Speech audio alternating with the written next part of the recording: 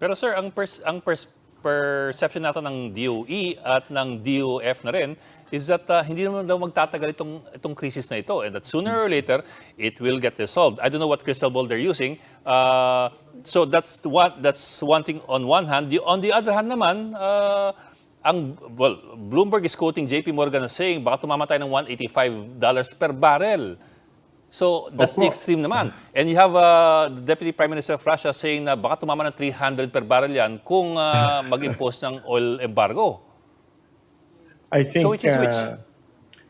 The bet is that it will last longer. It will get worse before it gets better. The conflict is just playing out, it's beginning to play out.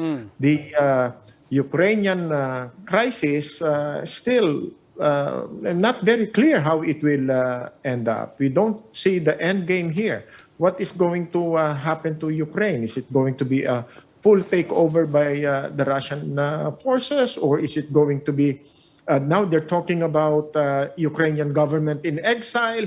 They're talking about a prolonged conflict. So I think we need to prepare for the long term. So right now, even with market forces only speculating, because right now we're still using the oil supply that we purchased a few weeks ago or a few months ago.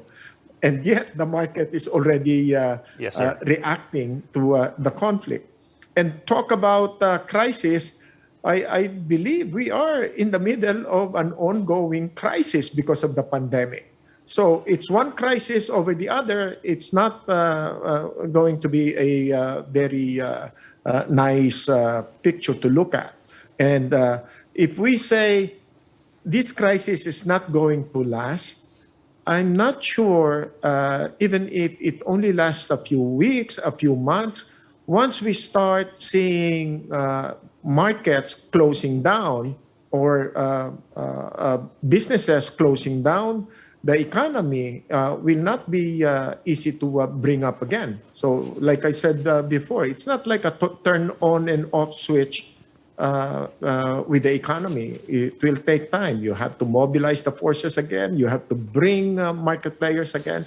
So we have to be more proactive about this. But even China is monitoring closely what's happening, because even the private sector is participating in the sanctions, like MasterCard, Visa participating, the banks, even the Swiss banks are participating.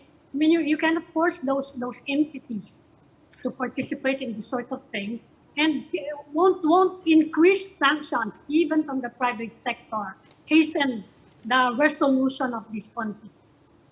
Yes, the financial sanctions, like I said, financial instruments getting being used as a weapon in this conflict, it will have a major impact.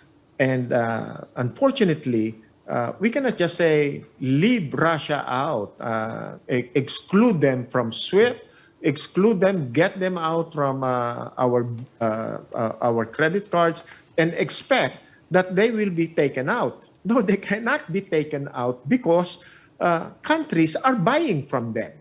They are selling. They are a major source of fuel. So if they cannot be sold, if they cannot be moved, there will be a major supply disruption here. I think they represent about 50% of the fuel supply globally.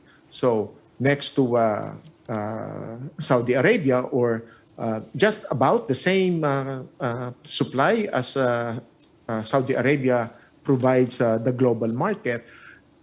Imagine removing 50% of the global supply. How will that affect the economy? How will that affect fuel prices? So I will not be surprised if it moves to over 150 in the next few weeks.